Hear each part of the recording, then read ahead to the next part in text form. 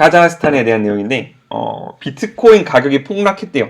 비트코인 가격이 폭락했는데 왜 했냐? 그러니까 카자흐스탄의 반정부 시위가 일어났기 때문에 이렇게 됐다. 왜? 카자흐스탄이 왜? 근데 세계 2위의 비트코인 채굴지라는 거죠. 왜냐면 원래는 중국이었었는데, 중국이 가장 큰 비트코인 어떤 채굴국이었었는데, 중국이 그런 거 하지 마라 하고 채굴을 전면 금지하면서 이제 좀 전기도 싸고 뭐 땅값도 싸고 이런 데로 다 흩어져 나갔는데, 그 중에 가장 큰 수혜를 받던 곳이 카자흐스탄인데, 이제 카자흐스탄에서 시위가 일어나면서 가장 먼저 이제 인터넷을 끊잖아요. 그런 나라들은 이제 어떤 외부와 서방의 어떤 간섭 이런 게 두려우니까 인터넷이 끊겼는데, 그 끊기면서 비트코인 가격이 폭락을 했다는 거죠. 이제 채굴이 안 되니까. 저도 이걸 보면서 약간 특이한 생각을 했습니다. 왜냐면 비트코인 채굴이 떨어지면 비트코인이 희귀해진다는 거잖아요. 그러면 가격이 올라야 되는 거 아닌가? 일반적인 자산은 그렇잖아요. 뭔가가 이제 수요는 꾸준히 있는데 이제 채굴이 덜 돼서 생산량이 감소하면 반작용으로 가격은 올라가는 거잖아요. 근데 비트코인은 채굴이 떨어지면 가격도 떨어진다는 거죠. 그러니까 이게 약간 특이한 자산 뭐 이라는 것 같은데, 그것도 있고 더 중요한 거, 더 중요한 것보다는 우리는 모르지만 더 중요한 거죠. 우라늄 가격도 폭등했다. 왜냐면 세계 최대의 우라늄 산지가 카자흐스탄인데, 그 카자흐스탄의 반정부 시위가 일어나면서 거의 정부 기능이 마비되다시피 됐었기 때문에 우라늄 가격이 40% 정도 올라가게 되는 건데, 세계 우라늄 시의 40%를 카자흐스탄이 캐고 있었다고 합니다. 왜 그렇게 됐냐? 가장 직접적인 이유는 LPG가 폭등이라고 하더라고요. 그래서 카자흐스탄이 시위대에 총격, 거의 무차별 난사를 해서 몇십 명이 죽고 몇십 명이 핍박을 받았다라는 거죠. 그래서 상황이 심각했고, 뭐 지금은 이제 현 상태에서는 마무리가 됐지만 어쨌든 상황이 그렇게 됐다라는 거죠. 그래서 그럼 LPG 폭등이 왜 뭐가 문제인데? 라는 걸 알려면 우리가 카자흐스탄의 이제 간단한 역사 그리고 이 시위가 왜 일어나게 됐는지에 대해서 잠깐 알아볼 필요가 있을 것 같습니다.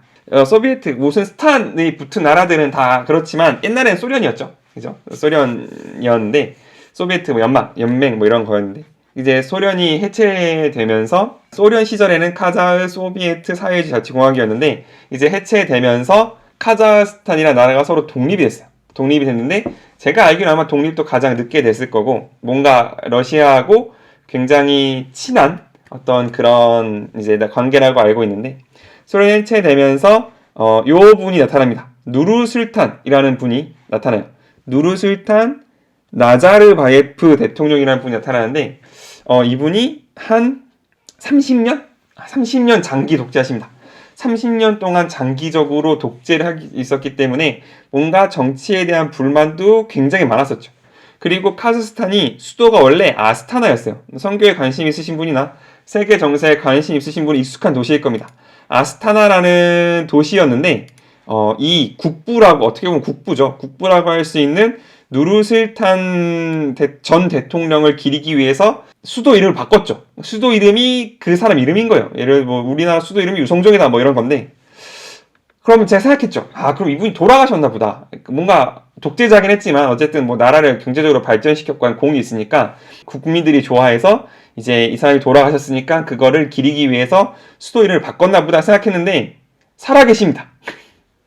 여전히 살아계신 분인데 도시 이름을, 수도 이름을 바꿀 정도로 엄청난 권력을 쥐고 계신 분이고, 그러니까 이 토카예프라는 분이 지금 대통령이신데 꼭두가시에 가깝고 실제적인 권력은 지금도 누르술탄이라는 분이 쥐고 계시다라는 게 이제 어떤 이쪽의 정치적 상황인 것 같은데, 30년 동안 독재하고 일단 대통령직을 내려놓으셨지만 무슨 안전보상이사회 의장 같은 직은, 그러니까 정말 정치 권력은 쥐고 있는 분은 여전히 이분이셨다는 거죠.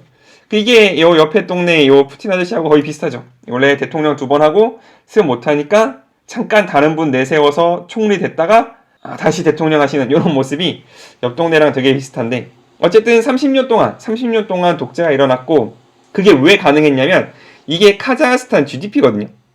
이렇게 갔다가 팍 올라가죠. 여기에 다른 스탄들이에요. 우즈벡, 키르키즈, 타직, 다른 스탄들은 그러니까 시작할 때 좀 달랐지만은 계속 기고 있는데 카자흐스탄은 팍 튀는 거죠. 이거를 했기 때문에 그나마 어떤 정치적인 독재가 용인될 수 있었다는 거죠. 경제가 성장하고 있으니까. 그러니까 우리가 흔히 개발 독재라고 하죠. 개발 독재. 옛날에 우리나라 박정희 대통령도 약간 그런 게 있었고, 저기 리카뉴도 약간 그런 게 있었지만, 어쨌든 이쪽도 개발 독재의 전형을 보여주는 분이었었는데, 이게 왜 가능했냐면 자원이 많은 거죠. 자원. 아까도 말했지만 우라늄의 최대 상지이기도 하고, 또 여기에서 석유가 납니다. 석유도 나고 우라늄 같은 거 있고 구리 같은 거 많이 나고, 그 다음에 어떤 어떤 이런 것도 많이 나기 때문에, 왜냐면 땅덩어리가 넓어요. 땅덩어리가 엄청나게 넓습니다.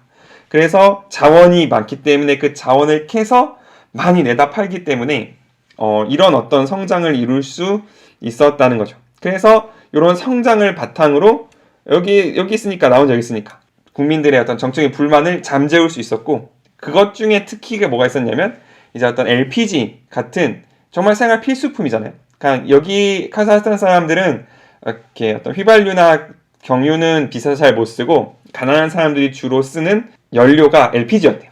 그런 LPG 같은 거를 정부에서 가격을 딱 막아놓고 있었던 거죠. 더 이상 올리지 마라, 이렇게 막아두고 있으면서 어떤 민심을 컨트롤하고 있었는데, 이런 것들이 자원이 많았죠. 컨트롤하고 있었는데 이걸 내려놓은 거예요. 왜냐면 코로나가 오고 물류 대란이 오고 하니까 더 이상 이제 회사들이 이 가격으로는 못 팔겠다, 이렇게 되니까 그러면 가격에 맡기자라고 했는데, 가격이 하룻밤새에 3배 가까이 이렇게 뛰게 되면서 사람들의 불만이 폭발할 수밖에 없었고, 그러나 더 큰 건 뭐냐면 카자흐스탄이 162명이 전체 국가의 부의 55%를 차지했다. 진짜 심각한 거죠. 제가 알기로 여기가 한 1800만 명이거든요.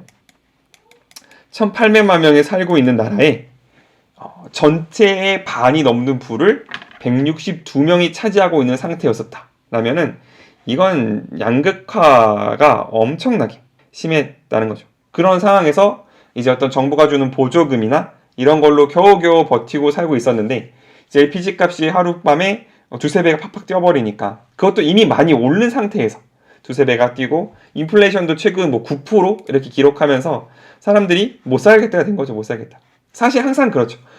정치적인 독재는 이 어떤 이런 밑바탕이 되는 거고, 경제적인 불균형, 양극화를 이뤄내는 불균형이 되는 거고, 그 불균형 때문에 일어났던 어떤 경제적인 이런 안타까움 속에서 정말 견딜 수 없을 때 어떤 혁명이 일어나게 되는 건데, 그게 우리나라 민주화 운동도 그랬고, 아랍의 봄이라고 했었던 튀니지 같은 경우도 그런 이유가 있었었죠. 어쨌든 그래서 반정부 시위가 엄청나게 일어났습니다. 가뜩이나 심한 인플레이션 9%가 됐었었는데, 서민에 열리는 LPG가 가격이 4배가 뛰면서 사람들이 들고 일어났고, 그래서 1월 2일에 시위가 시작이 됐는데, 초반에는 이제 한 도시의 작은 시위가였었던 것 같아요. 그러다가 이게 점점 더 커져서 1월 5일에는 전국적인 사태가 됐고, 그래서 내각이 총사퇴하고, 아까 했었던 그 대통령을 세웠지만 대통령보다 더 위에 있었던 이 상황처럼 있었던 누르술탄도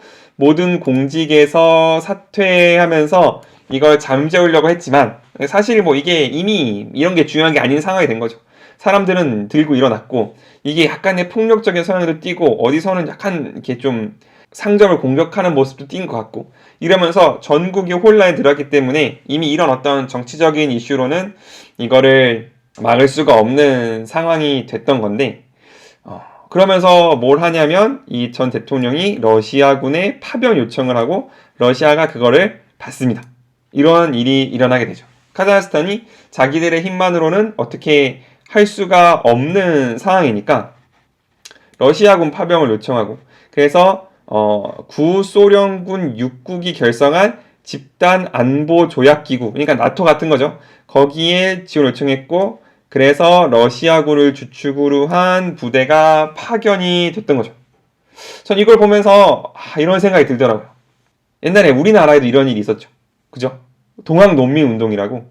저도 이제 그냥 요거 공부하면서 살짝 다시 본 거기 때문에 제 기억이 정확하지 않을 수 있는데, 이 구한 말에 우리나라도 상황이 너무너무 어려운데, 그 민씨 일가를 비롯한 지배층들은 잘 먹고 잘 살고 있으니까 동학농민운동이란 게 일어났죠. 그 당시 어떤 가난한 농민분들이 못 살겠다, 가라 엎어보자 하고 동학농민운동으로 팍 일어나니까, 전국적으로 이 시위가 일어나니까 민비가 이걸 보면서 내 힘으로 안 될 것 같은데를 하고 불러온 게 청나라였고, 이 청나라랑 있던 조약을 맺고 있었죠.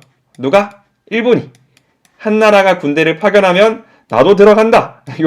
요런 조약을 맺고 있었던 일본이 들어오면서 이게 결정적으로 우리나라가 일본에 먹히는 어떤 결정적인 계기가 됐었는데, 이게 되게 많이 떠오르더라고요. 설마 카자흐스탄도 푸틴 아저씨가 이렇게 해버리는 거 아닌가 하는 생각을 하게 되는데, 사실 뭐 카자흐스탄은 그렇게까지 안 될 것 같은데, 왜냐면 카자흐스탄은 이미 러시아하고 어마어마하게 친한 동네이기 때문에 뭐 그렇게까지 안 할 것 같긴 하지만, 어쨌든 자신의 권력을 유지하기 위해서 자기의 어떤 국민들을, 백성은 아니죠, 국민들을 탄압하기 위해서 외국의 군대를 불러오는 게 정치인으로서 제정신으로 할 일은 아닌 건데, 어쨌든 그런 일이 일어났고 결국에는 5,800명을 구금하고 164명이 죽었다. 그러니까 비극적인 일이 됐고, 어떤 혁명 민주화 운동은 실패로 돌아갔다라는 게 이제 어떤 이번 기사의 결정인데, 이것도 참 웃긴 게 카자흐스탄 대통령이 시위대에 승리를 선언합니다.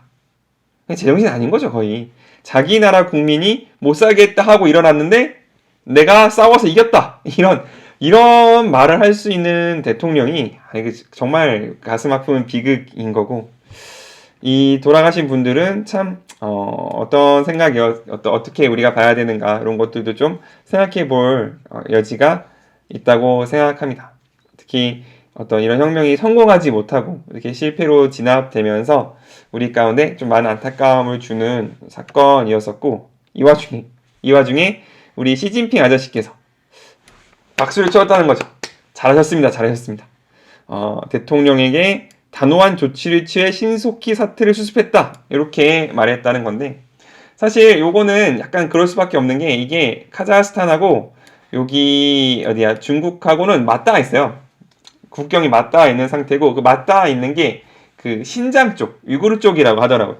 그래서 만약에 이게 뭔가 혁명이 성공하거나 하면은 분명 약간 이렇게 이슬람적인 정부가 들어올 가능성이 있는데, 왜냐면 항상 그랬으니까 이슬람적인 성격을 띤 정부가 들어올 수 있는데, 그거는 시진핑한테 너무 무서운 일이니까. 왜냐면 한창 그쪽이 이슬람 이슈로 시끄럽기 때문에 긴장을 하고 있었을 텐데, 잘 진압했다, 이렇게 하나 숟가락을 얹었다는 거죠. 그게 카자흐스탄의 현재 상황이고, 시위는 이미 진압된 상황이고, 카자흐스탄이 이제 그 어떤 수습을 하고 있는 상황인 걸 같습니다. 저는 그래서 이걸 보면서 일단 우리나라 역사도 많이 떠올랐죠. 우리나라 역사도 어떤 노동자들의 어떤 정말 궁핍한 삶 때문에 민주화 운동이 일어나고, 우리나라는 그게 정말 다행스럽게도 비폭력 시위를 통해서 성공하게 된 케이스고, 근데 그게 정말 쉽지 않은 일이었고, 우리나라의 어떤 민주화를 이뤄낸 그 세대가 정말 전 세계적으로 유례가 없을 정도로 대단한 일을 이뤄내신 분들이라는 거,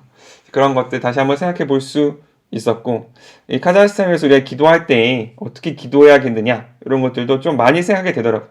단순히 어떤 민주화를 위해서, 아니면 단순히 어떤 안정을 위해서 기도해야 될지, 아니면 그것보다 더 우리에게 어떤 인사이트를 줄 수 있는 기도의 제목이 있을지를 고민하게 되면서, 결국에는 그 민족에게 관심을 가지고 그 대상을 잘 아는 거, 그게 나의 기도의 출발이 되어야겠다라고 할 생각을 하게 됐습니다. 그래서 이렇게 가끔 선교지 소식들 나누면서 같이 기도 제목들 나누는 시간 가지려고 합니다.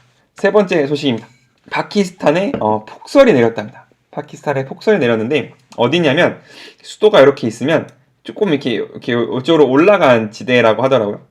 근데 여기가 원래 리조트였대요.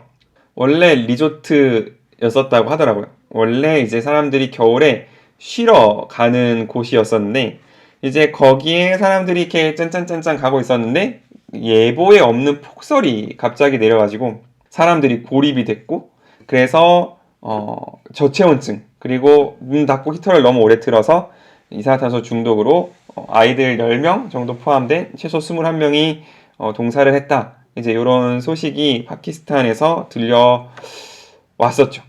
그러면서 또 무슨 소식이 들렸냐? 이거 진짜 탈레반이 아프가니스탄을 이제 다시 접수했잖아요. 물론 어떤 이런 반정부군, 이제 반정부군이 된 원래 아프가니스탄 세력도 있고 해서 아직까지 교전이 일어나고 있는 것 같기는 한데 어쨌든 탈레반이 나 아프가니스탄을 점령했습니다를 했는데 한참 있다가 별 소식 없다가 갑자기 나타나서는 정치적 편견 없이 우리 국민 도와달라 이런 거 했다는 거죠. 국제사회 헬프 이런 거 쳤다는 건데 얘네가 갑자기 왜 갑자기 헬프를 쳤느냐를 보니까 똑같아요. 기상 악화죠. 기상 악화가 일어나서 가난한 국민을 잊지 말아주십시오. 국제사회 나 좀 도와도 이거를 했다는 건데 얼마나 심각하냐면 이렇게 돼 있더라고요. 제가 또 이런 뉴스가 한국에 잘 안 나와서 안 되는 영어로 진짜 한 땀 한 땀 읽었습니다. 앞에는 다 그냥 그런 내용이고 요런 거죠. 자 22.800만 명이면 얼마입니까? 몇 명이지? 2280명입니까? 어쨌든 2280만 명 중에서 55% 이상이 뭐다? 하이 레벨 오브 어쨌든 푸드 소티지 음식이 부족하다는 거죠. 2280만 명 중에서 55%니까 대충 한 1200만 명 정도가 극심한 기아 상태. 그러니까 음식이 없어서 그러니까 뭐 잘 살고 못 살고 이 수준이 아니고 음식을 못 구해서 중내 만회하고 있는 상황에 왔다는 건데 아니 그럴 줄 몰랐냐고. 왜냐면 탈레반이 아프간을 점령하면서 일단 미군이 떠나갔죠. 미군이 떠나가고 미국이 떠나가면서 그때 당시 어쨌든 그 친미적인 성향을 갖고 있는 아프가니스탄 정보를 믿고 들어왔던 모든 기업들이 다 떠나가게 되고 게다가 코로나가 오고 또 어떤 물류 대란이 오면서 당연히 들어오는 것도 부족한 데다가 미국 내에 있던 아프간 자산도 거의 다 그때 미국에 있었으니까 그때 미국하고 친했으니까 미국 내 아프간 자산이 되면서 이제 여기에 아무런 어떤 이런 도움도 올 수 없는 상황이었대다가 더해서 중국도 있죠. 중국도 아프가니스탄도 중국하고 이제 국경을 맞닿고 있는데 원론적인 이슬람 정부잖아요. 이슬람 정부가 들어왔는데 중국도 이제 중국 내의 이슬람 세력이 뭔가 이제 중국 정부에 대해서 반항하는 것들에 대해서 되게 민감한 어떤 이런 센텐스를 취하고 있으니까 이 아프간을 도와주기가 조금 눈치가 보이는 거죠. 주변 국가들도. 그렇게 다른 이슬람 국가들도 얘네를 못 도와주고 미국에 있었던 서방 어떤 이런 자본들은 다 떠나가게 되면서 탈레반이 아프가니스탄을 점령하긴 했지만 사실 그쪽에 살고 있는 사람들은 다 너무너무 힘든 시간을 보내고 있었다는 거죠. 미국도 이만큼 많은 돈이죠. 많은 돈을. 또 유엔도 이만큼을 아프가니스탄에 다시 지원해 주기로 했다. 이렇게 도움의 손길이 가고 있긴 하지만 사실 이게 뭐 얼마나 도움이 될 수 있을지 또 이게 얼마나 투명하게 분배가 될지는 우리가 아직은 이제 퀘스천 마크가 붙는 건데 왜냐면 또 탈레반이 그런 거 하더라고요. 내가 도와주는 건 좋은데 내가 나눠주겠다 이런 거 나눠줄 때 내가 끼어들겠다 이게 누가 봐도 뭔가 이 탈레반 정부 쪽으로 이렇게 자원을 가져가겠다는 어떤 요런 생각이 있는 것 같죠. 있는 것 같아서 사람들이 이렇게 우려하고 있는데 어쨌든 그런 걸 보면서 무슨 생각이 되느냐 우리가 기후변화가 사실 이거는 정부랑은 상관없는 얘기잖아요. 총인구의 10분의 1이 난민이고 절반 이상이 심각한 기아 사태인데 그게 뭐 나라가 잘하고 잘못했고 물론 그것도 있겠지만은 결국에는 최악의 가뭄이 오면서 이제 그런 일이 일어났다는 거고 이게 정부는 바뀌었지만 사실 해결은 되지 않는 거죠. 왜냐면 비가 안 오는데 정부가 할 수 있는 일이 없는 상황인 거고 이렇게 어떤 기후가 변화하고 이런 것들은 피해는 누가 고스란히 다 받고 있냐면 가장 약한 사람. 이 아프가니스탄에서도 가장 약한 취약계층에 있는 사람들이 이런 어떤 기후의 변화나 정말 불가항력적인 것에 피해를 입는 것을 보면서 조금 더 심각하게 여기를 바라봐야 하지 않을까. 그게 우리 어떤 기도 제목이 돼야 되지 않을까 하는 생각을 하게 됩니다. 아기상어가 100억 뷰를 했습니다. 같이 해주셔서 너무너무 감사합니다. 나중에 봐요. 안녕.